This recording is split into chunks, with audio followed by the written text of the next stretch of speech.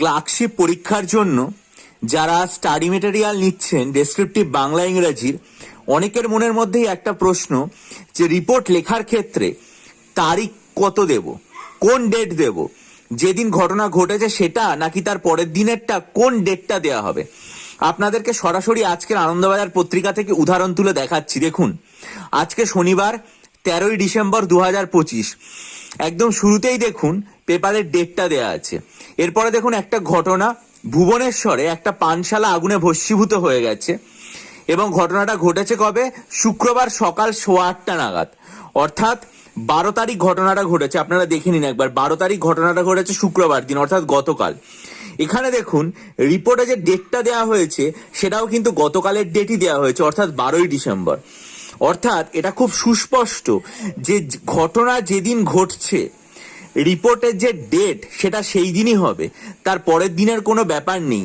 তাহলে দেখে নিন আরেকবার, আজকের আনন্দবাজার পত্রিকা 13ই ডিসেম্বর 2025, ভুবনেশ্বরে একটা পানশালায় আগুন লেগে সেটা ভস্মীভূত হয়ে গেছে শুক্রবার 12ই ডিসেম্বর। দেখুন রিপোর্ট যেটা দেওয়া আছে ডেট সেটা কিন্তু 12ই ডিসেম্বরই দেওয়া আছে।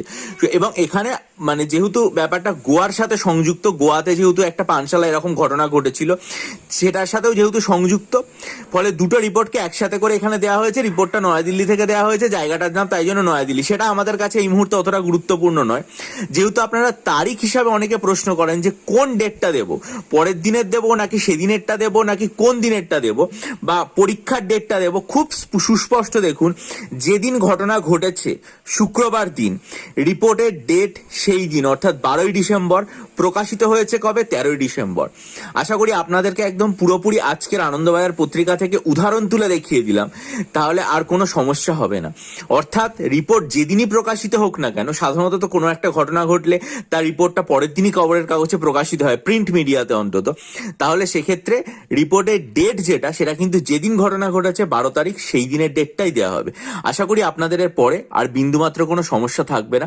যারা মনে করবেন যে আসন্ন ক্লার্কশিপ পরীক্ষার জন্য ডেসক্রিপটিভ বাংলা ইংরেজি স্টাডি মেটেরিয়াল আমার থেকে নেবেন, বা আসন্ন যে কেপিএসআই বা ডাব্লিউবিপিএসআই মেন্সের জন্য বাংলা ইংরেজি অঙ্কের ডেসক্রিপটিভ স্টাডি মেটেরিয়াল নেবেন, বা যারা মনে করবেন যে ডাব্লিউবিসিএস এর জন্য অপশনাল সাইকোলজি নিয়ে এখন থেকে প্রস্তুতি শুরু করতে চান, বা ডাব্লিউবিসিএস এর 48টা মক টেস্ট আমার কাছ থেকে নিতে চান, অথবা যারা ডাব্লিউবিএসএসসির জন্য 3000+ স্ট্যাটিক জিকে এমসিকিউ নিতে চান, তারা আমার চ্যানেলের সর্বশেষ যে পোস্ট আছে ওটাতে লেখার সাথে এবং ছবির সাথে ভিডিওর লিঙ্কগুলো দেওয়া আছে, দেখে ওখানে ইমেল আইডির মাধ্যমে আমার সাথে যোগাযোগ করবেন। অনেকেই নিয়ে উপকৃত হয়েছেন, আশা করি আপনারাও হবেন। ভালো থাকুন, বিজয়ী হন, সফল হন, চ্যানেলটা সাবস্ক্রাইব করে বেল আইকন প্রেস করুন। ভালো থাকবেন।